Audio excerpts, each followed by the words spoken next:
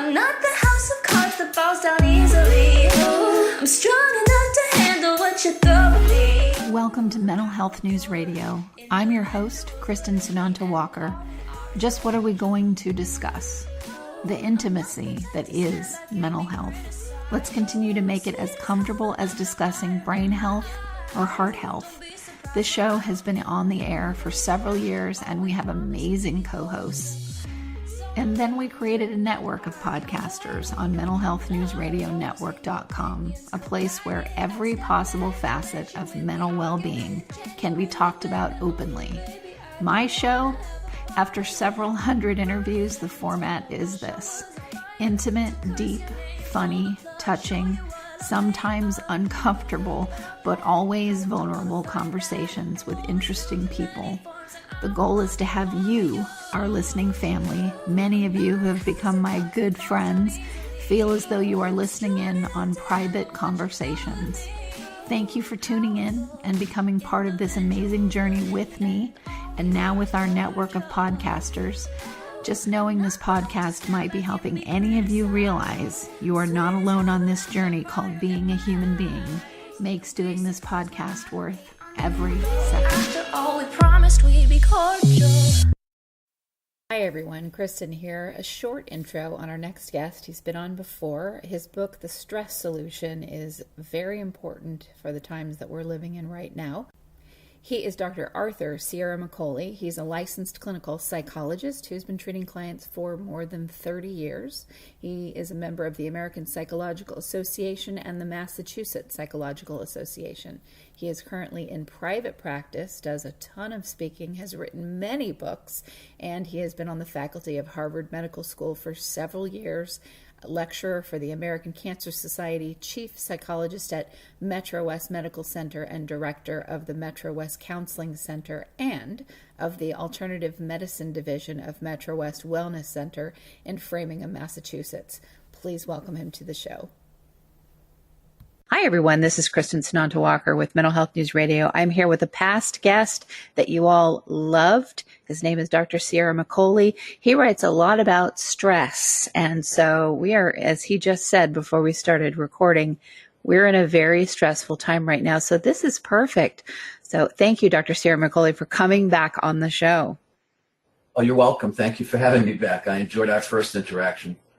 Yeah, that was fun. I always hit it off in some way with a guest, and then I really hit it off with guests, and you're in the really category. So you were saying that, you know, this is a stressful time, and you're absolutely right. What have you, I mean, I know you've been on the news and, you know, you're asked to be a contributor on many things. What's gone on for you in terms of stress and what you see happening out there since we talked last year? Well, I think the political climate has many people worried, Kristen, and more people watching the news, more people talking about it. I try to help people live, you know, increase their well-being and increase their happiness and balance their lives. But virtually everyone who comes in for a session, and particularly in my group leadership classes, everyone is asking about the political climate, what's happening. We're not used to the kinds of ways that people are communicating. People are very downhearted regarding Congress and potential change.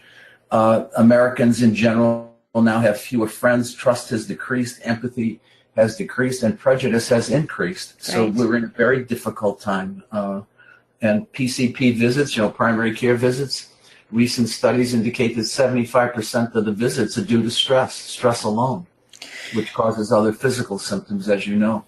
Yeah, and I know that this is going on, and I purposely don't watch the news because I find it triggering, and I'm trying to stay focused on running this network. But you're right. And I've actually taken a pullback away from social media too, because it's just boom, boom, boom. Everywhere you look, it seems like, you know, and it's so bombastic, and it seems like There's so much gaslighting going on.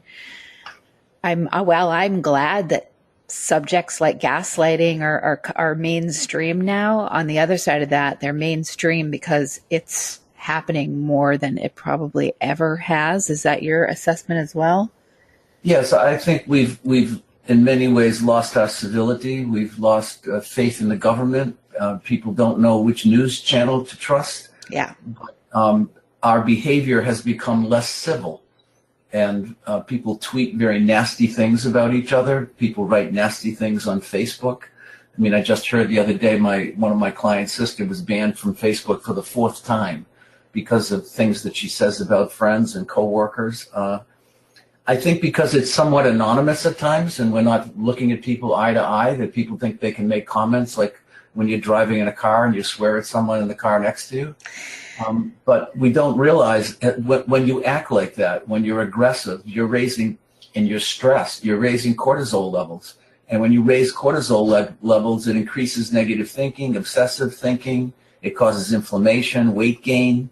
It breaks down muscle tissue. It causes depression. And most importantly, it causes memory loss. So we're at a time where people are highly stressed and don't realize what the stress hormone cortisol can do to their overall system, their overall physiology. It's very negative. Yeah, I remember getting diagnosed with Hashimoto's disease a few years ago, and I was living in a very, very, very stressful time, a lot of it of my own making, and that's what I was used to from childhood, was just living in a constant state of and now I've heard from nutritionists and different medical professionals in the field that they're seeing all kinds of that type of physical diagnosis coming up with people that they would have never thought would, have their adrenal glands completely exhausted, in the past. Yes. And, I think it's one of the aspects of weight loss, because we're so obsessed with weight in this country. And one of the negative effects of stress and the stress hormone cortisol is it causes increase in weight. And it causes flabbiness. So we lose our muscle tone and we gain weight just from the hormone that we're soliciting when we're under stress and tension. And it increases anxiety, and it makes you more closed-minded. Cortisol really brings in the empathic range to a kind of very small little camera where we are consumed by black and white thinking. And the more stressed people become, they don't realize that their thinking becomes more black and white, more limited, more narrow. Yeah, I really resonate with that. Definitely. In terms of how you're starting to see people maybe try to handle it, people that are aware of what you're talking about, they're aware that this is going on in their lives. What are, because many people just aren't, they're just out there and they have no idea why they're gaining weight or why they're this or why they're that. Cause you're right. They're just getting by as best as they can. And they don't even have enough room to go deep and think about things and touch that empathy. But for those that do know, this is why I'm stressed, what are some of those people doing in order to help them cope? Because the stress that's out there is real. It's not like it's going to go away tomorrow. And this is, it's really real. So there are valid reasons for even highly empathic and in tune and conscious people to be this stressed. Yes. Well, I think that, you're highlighting, Kristen, that the first step is awareness. And the second step is to take a different action. You have to change your behavior. And I think when people realize that one of the ways that we protect ourselves from stress is having close connections with other people. One of the most amazing things to me, I wrote a book called The Power of Empathy in 2000. And back then I sensed that the giving and receiving of empathy did something physiological to us, but we couldn't prove it. But now we know that when you give and receive empathy, when you slow down, when you listen empathically, when you really connect with another human being, we produce oxytocin, the near miracle neurotransmitter that women produce when they're pregnant. And what does oxytocin do? It reduces anxiety. It stops the release of cortisol. It helps you live longer. It aids in recovery from illness. But most importantly, it promotes a sense of calm and well-being and trust. It makes us more generous with each other. It lessens the incidence of heart disease. And very importantly, it reduces cravings for addictive substances. But it creates a bond. It creates trust. and it makes us feel open for love. It reduces fear and suspiciousness of other people. So as compared to cortisol, which produces all those negative consequences that we were just talking about, oxytocin, when we truly connect with each other, when we give and receive empathy, it creates a miracle change in the brain without us even touching each other. It's just through the way we're relating. You know, empathic listening is so important in that regard because it really is very protective against stress and makes us much more resilient. Yes, it absolutely does. It's making me so grateful for what I get to do for a living, because these highly deep and touching shows that I get to, witness and be a part of someone else's journey. And of course it's mental health. So we're not talking about our bunions here. Yes. That has been such a saving grace for me in my life with all this stress that I know is going on outside of it. But I'm in a field where we talk about these things. And yes, when I go outside of the bubble of behavioral health, people kind of look at me odd because of the stuff that just comes out of my mouth, which is normal speak to me.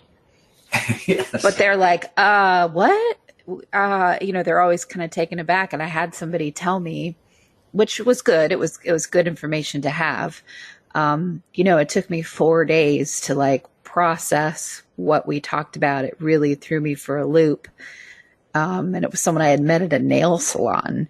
And I thought, I didn't go to shame, which I have in the past. Oh my God, I've overloaded someone. I do that. It's awful. So it's good. I didn't go to shame, but I thought, well, maybe be a little cautious about what gets delivered. And it ended up being a great thing for her, but to have somebody say it took me 4 days to process, because she shared some stuff that she never shared with anyone. I thought, okay, I'll back off a little bit,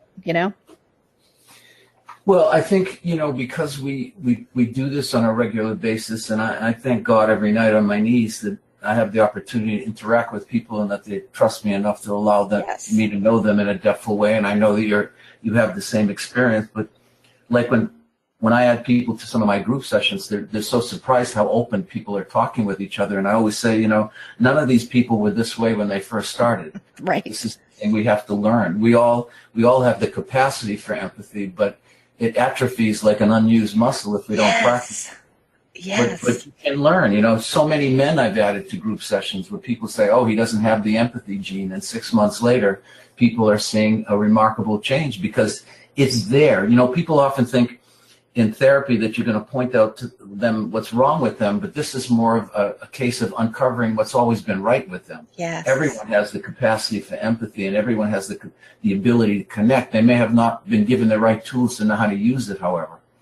So true, so true. And it's why I love too when people, will go do some therapy with horses and dogs and, other animals that are, well, especially horses and dogs, because that was something I noticed in doing some of my own work with horses.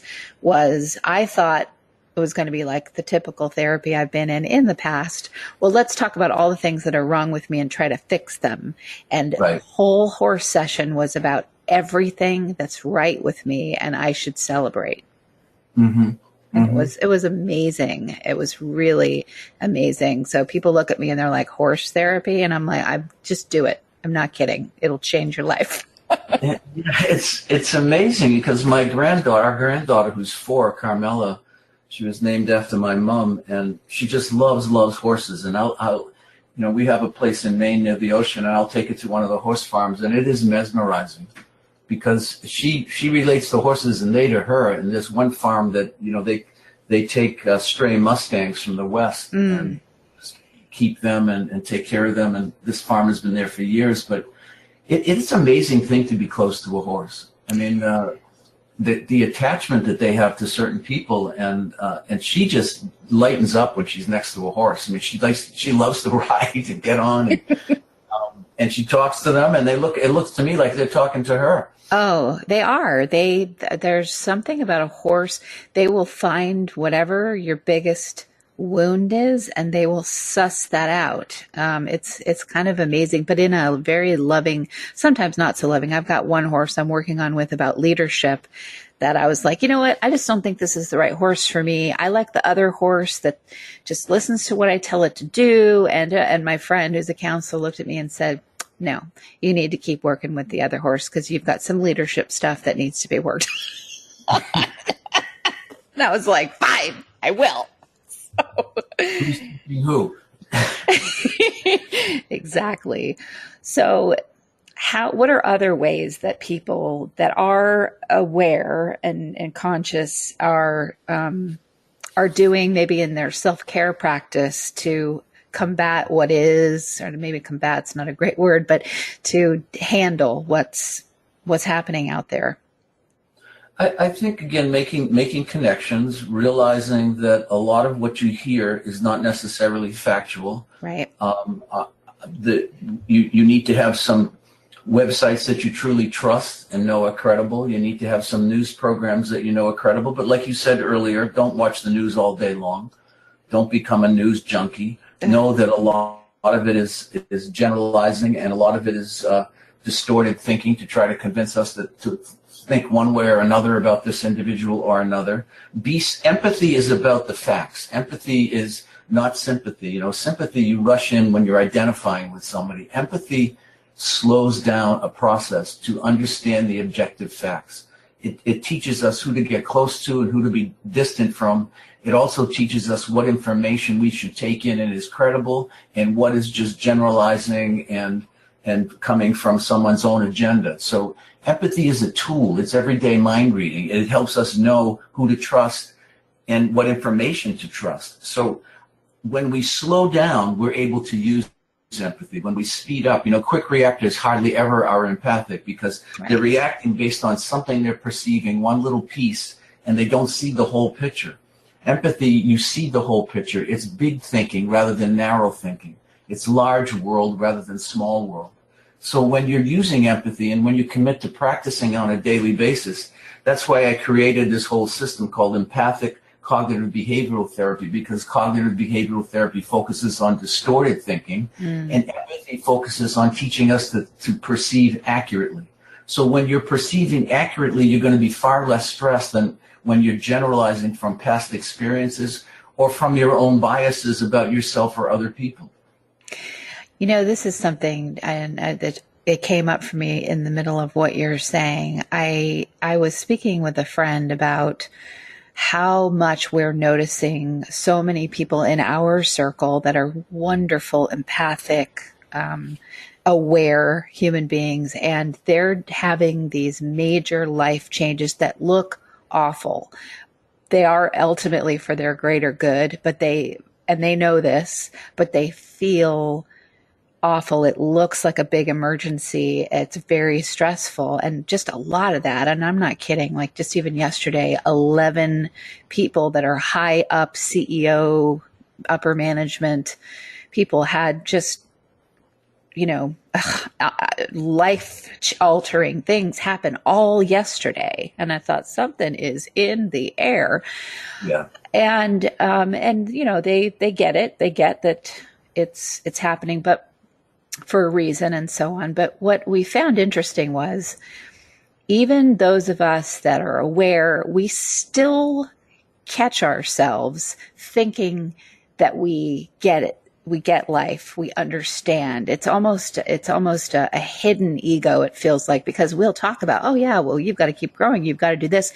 But we catch ourselves still realizing, oh my gosh, I have kind of gotten to a place where I think I know everything. And then you're walloped with the truth about yourself and you go, oh, I don't know anything.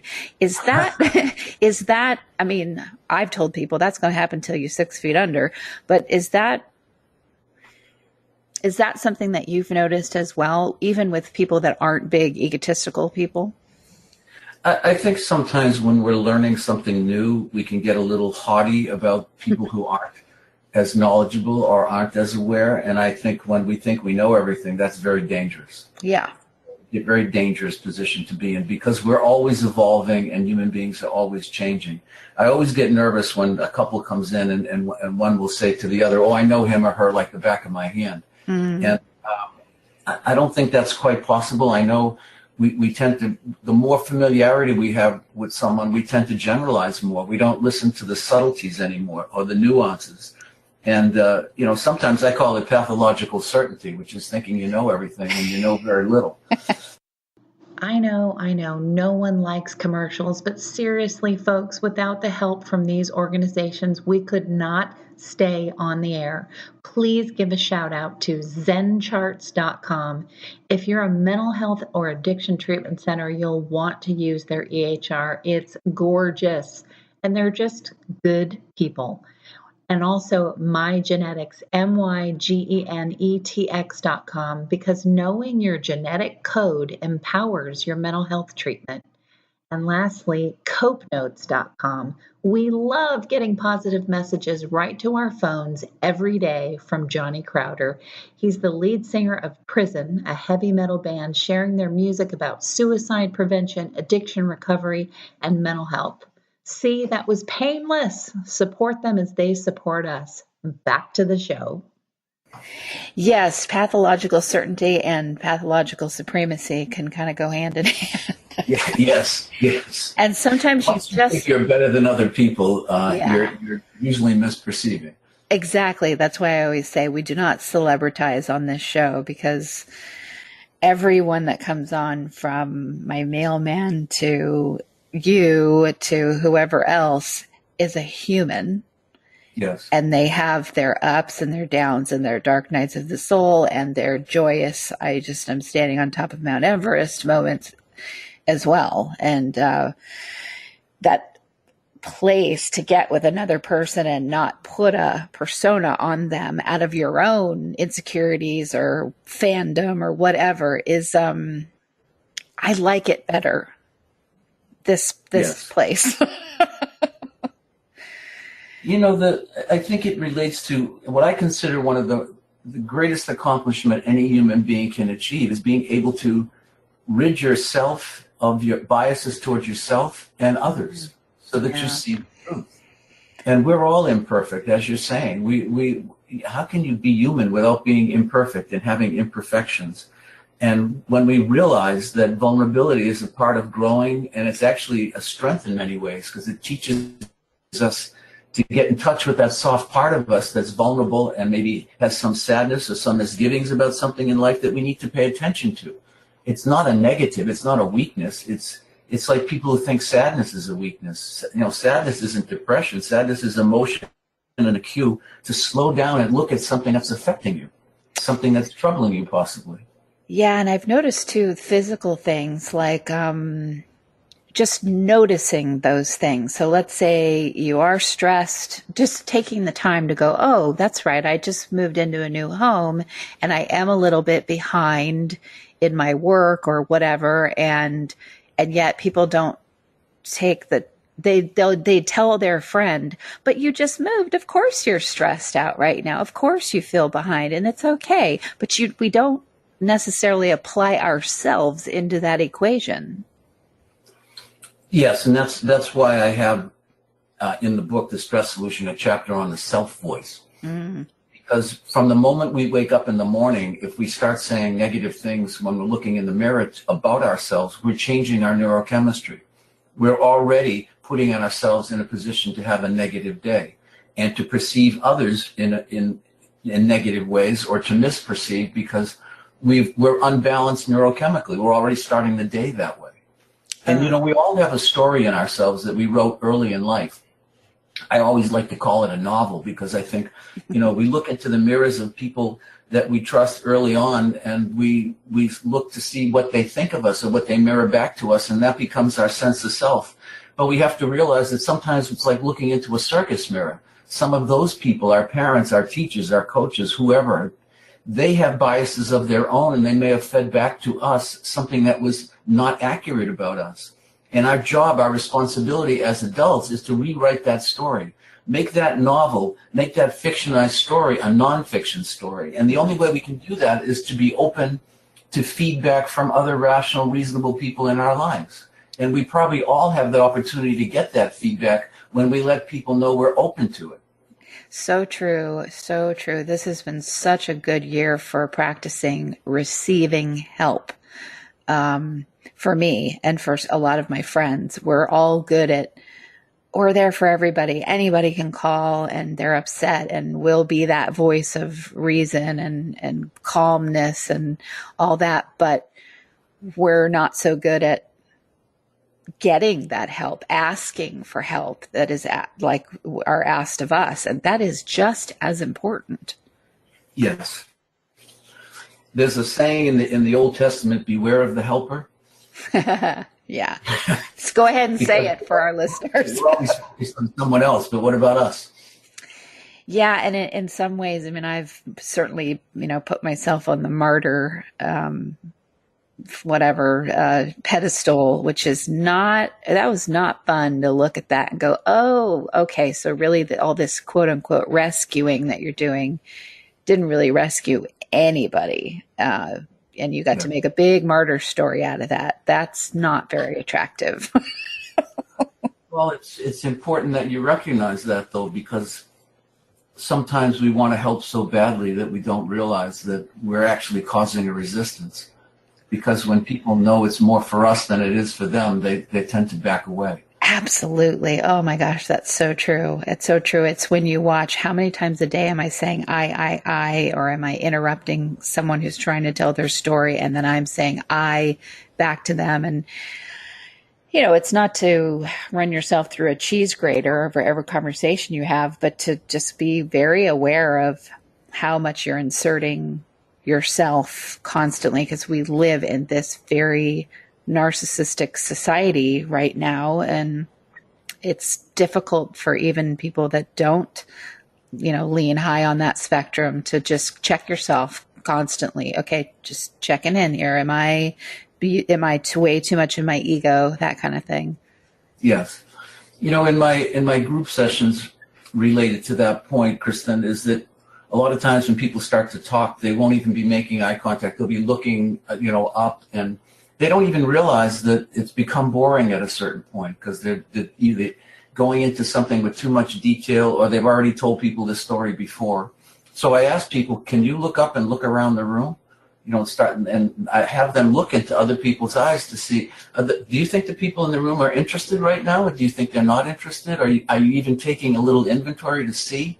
I try to get them to tune in a little bit more, so that it's not just me telling a story for my own ego, as you said, but I'm trying to get a sense of, do you even want to hear it? I mean, is this a give and take interaction, or is it just me? Is it a monologue? Because monologues get very boring. Yeah. And they go away.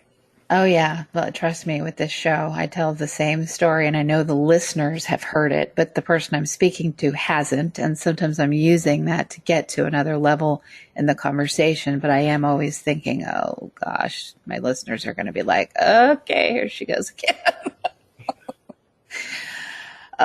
Yeah, all those things, why we can be brought to our knees many times in our life, and we should be. Yes. Well, there's that old saying that God gave us 2 ears and 1 mouth because we should listen twice as much as we should talk. Right. Right. What kinds of things have you seen with people? I think men especially get very labeled around things like narcissism and whatever. And those things are very real. It's not that they aren't real, but it's too easily thrown out there to describe everything, because I think everyone's just really triggered. And it's not always valid. I mean, there are people that have behaved extremely selfishly, done, things that are not good. And they do have a big change, maybe later in life. They go to counseling, whatever.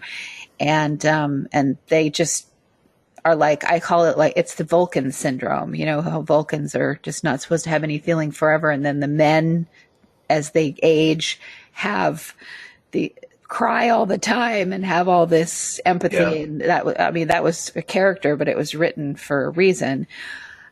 How have you seen men, especially, that really were just closed off, and then all of a sudden, boom, that a crack in the light gets in and things change for them?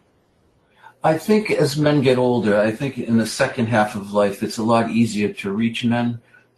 And, I'll give you an example. I gave a talk not long ago to 100 CEOs, very successful business leaders in the country. And at the end of the talk, I said, I know you're all, relatively wealthy, you're all very successful, but here's my final conclusion. If you failed at love, you failed at life.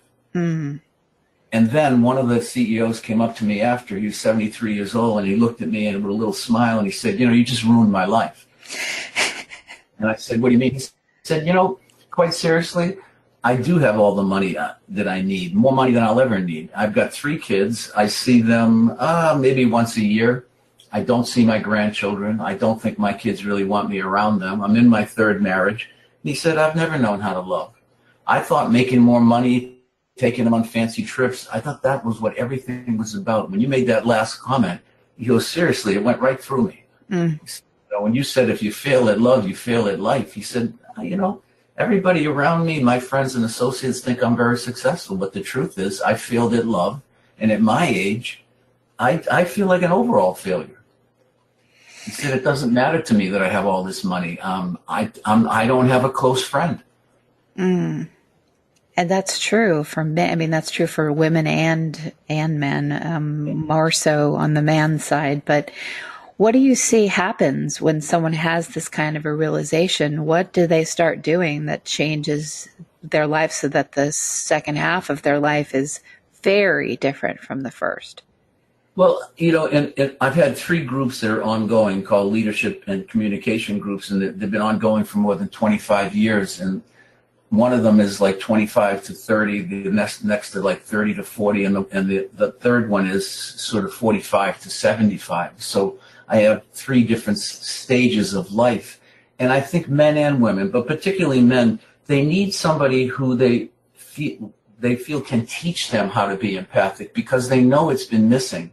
And one of the things that hooks men in particular is realizing that, look, empathy, of all capacities that we could develop, when you have empathy, you're more successful professionally and personally. It's not just personally. Wow. Stephen Covey was asked once, what's the one word you could give us that would make a person successful in business? And he said, empathy. You have to make your clients feel that they trust you and you trust them, and you have to know what they want. He said, if you develop products that nobody wants, you're not using empathy. Plus, empathy produces oxytocin, which makes people trust you, which is going to make you better in sales and have a longer-term relationship with customers. So it hooks a lot of men in when they realize that if you develop empathy, you're going to feel more at ease and more comfortable in your own skin, not only in love relationships, but in the corporate business world as well.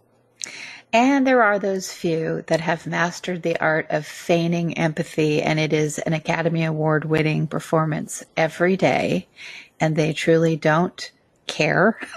Yeah. And they're just world-class manipulators, and they leave a path of destruction everywhere they go. Very different from the man you just described, of course, but those people exist too, and learning how to figure them out before they get in, because you are an empathetic person, so you tend to want to believe them, and they're so good at what they do. That's been a game changer for me, is peacefully, and it gets more peaceful every time it happens, removing myself or having someone remove themselves, because I know that if I remove them, it's going to be Armageddon of people that behave so toxically. And whenever I do, wonderful things happen in my life, almost like I was keeping wonderful from coming into my life because I was hanging on to this relationship. Mm-hmm. Well, I think, what you're addressing, Kristen, is that assessment piece. First of all, I think we have to know our longings at any given moment in time. I mean, if you were just divorced last week, you're in a pretty vulnerable state, most likely. Right. So you don't go out and make quick commitments and to people. You have to slow down. When you slow down, you learn the difference between image love and real love. Image love is based on how people look and how their resumes read. And a lot of performance addicts, people who are really basing their life on image, on money and beauty, they form relationships that are really based on image love. And once the image fades, so does the love, because it really wasn't very strong to begin with, or maybe it didn't exist at all. But when you slow down and you allow yourself to really get to know someone, you make better decisions. You don't fall into the hands of someone who's just acting. Because, look, you don't learn anything about a person a day at the beach, but you learn about people under stress. So if you take your time, stressful situations will emerge and you see how that person reacts. You even see when they're rushed and how they treat a waiter in a restaurant. Yes. Well, if they're arrogant to the waiter in the restaurant and you're on your second date, trust me, they're going to be arrogant with you down the road too. So all those cues are there. We just have to pay attention to them. But we have to know what our longings are, because if you're fearful that you're not going to be loved, then you're most likely to have blinders on. And, you know, once you get involved sexually, that early falling in love stage, that binding and blinding effects of early sex really distorts who the other person is. So we have to be careful of putting both feet in very quickly, because then we lose our objectivity. Oh my gosh, that is so true. And I have a whole theory, and this is a whole other show, but and this is shared by many people. It's not my theory, of course, but, you know, about how our society puts so much into the, you know, romantic, and everything in your life will be okay. And that's the dream. You're not a whole person unless you're partnered with someone else. And then when you aren't partnered with someone else, you're trying to get to be partnered, because then you're okay. And to me, that is like the biggest, a very damaging story that is told. Not that being partnered is bad at all. It's wonderful, but it's not, it's not the fantasy island, and that you've reached some pinnacle of wonderment to be partnered. Marriage is work. It is. You say I do, and you go to work. You do not skip off to Cinderella's castle. Yes. It's work, and it's knowing yourself. You know, one of my clients said once in a group session, he said, you know, we get married, I throw all of my past hurts into the middle of the room. She throws all of her past hurts in the middle of the room, and we point at each other and say, cure it. And been there, done that. It took me 20 years to figure out that that's what we've been doing. Like, she's supposed to make up for my childhood hurts, and I'm supposed to make up for hers, rather than being two adults in a relationship. And oh yeah, Eric Fromm, you know, who wrote The Art of Loving many years ago. Yes. And it's still selling today. And I always remember in graduate school, he made one comment in that book, and someone asked him, a journalist, who makes the best love partner? And he said, ask that person how they do when they're alone. Yeah. And the journalist said, well, what does that have to do with anything? And he said, well, because people that are desperate can't be alone. People that can be alone and be fine and be interested in life and have meaning and have things to read, things to do, they're not uneasy when they're alone. They make the best partners when they're with someone, because they're with you because they want to be with you, not because they need to be with you. Oh my gosh. Yeah, I've definitely watched people who their husband could be, or wife or whatever, it's not gender specific, their spouse could be dying in a hospital, and they are already scoping out the next possible or potential mate, because the idea of being alone is utterly terrifying. And there are people that have never successfully been alone. Yes, and interestingly, in my experience, it tends to be men who panic more than women. I think women, generally speaking, have friends. They have a world outside of work, and men often don't. And people don't realize that, you know, women are often, the strength that they have in their relationship is not always seen, because the man is often tended to be more in the limelight or be a little bit more dominant. Not in all relationships, but I think it's common. But in my experience, I've seen more men fall apart that you would never think they would than women when there's a death or a divorce.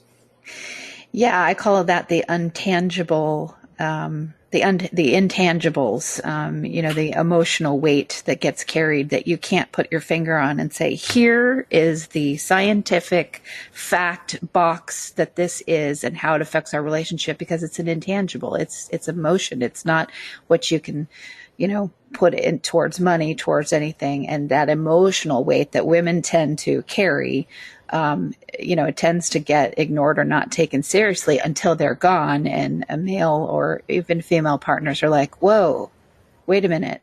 And it's because they haven't built up those muscles to have their own emotional support, their own emotional life. It's all been put onto somebody else. Yes. And that's when you see men more interested in learning how to connect and to become intimate and learning how to maintain intimacy. They really have never learned that. And that's what that gentleman who was coming up to me at the end of that talk was saying. He was saying, basically I learned how to succeed in business, but I didn't learn how to love, and I didn't learn even how to be a parent. Well, brave of him. Bravo for him for realizing that. I hope that he took that and had a whole different experience of life after a much more enriching and rewarding one, of course. Yes. Well, okay, so we could talk forever, which is wonderful. Yes, I think we could. I enjoy talking with you very much. You're very insightful. Well, you are very insightful, and half of the insight for today was because I pre-read your book again. So. Well, that's very nice of you. I'm a quick absorber and then try to figure it out later. Okay, how can I apply that? But please tell our listeners, I know the name of your book is The Stress Solution, which is what we need right now, but please tell our listeners where they can find out more about you. Well, my website is called balanceyoursuccess.com. My books are there, my blogs are there. And of course, you can order the Stress Solution through the website or directly on Amazon, Barnes & Noble. It's on all the online bookstores. Wonderful. Well, thank you so much, Dr. Ciaramicoli, for coming on again. It's been an absolute pleasure. And I want to say thank you so much to our listening family for another edition of Mental Health News Radio. But never without good intentions. I heat up and act on my emotions. Thanks so much for listening to Mental Health News Radio. Our podcast can be found on iTunes, Stitcher, and hundreds of other podcast apps. Or you can visit our website at mentalhealthnewsradio.com.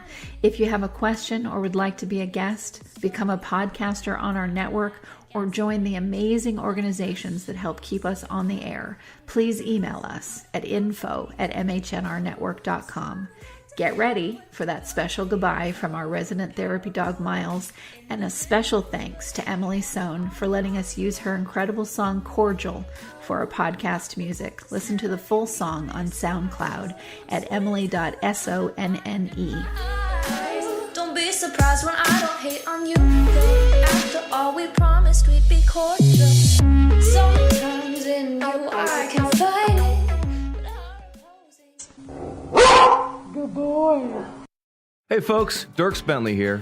If you've seen one of my concerts, you know I'm all about energy. Performing, recording, traveling, being a husband and a father, it's a busy life, and I need to be 100% every day. So when my battery starts running low, I grab a sugar-free, vitamin-packed 5-hour energy shot. It tastes great, and it gets me back to 100% fast. Try it. It could work for your busy life too. For more information, visit 5hourenergy.com. My mom has a permanently stuck in the 80s thing. We're talking teased up feathered hair, acid wash denim jacket, and shoulder pads. So many shoulder pads. But I just got a new phone from AT&T, and check this out. I got a second phone to gift my mom. So now she can finally ditch her old one for a phone that can actually stream all the 80s shows she loves. Come into an AT&T store and find out how to get a smartphone on us. AT&T, more for your thing. That's our thing. See store for details.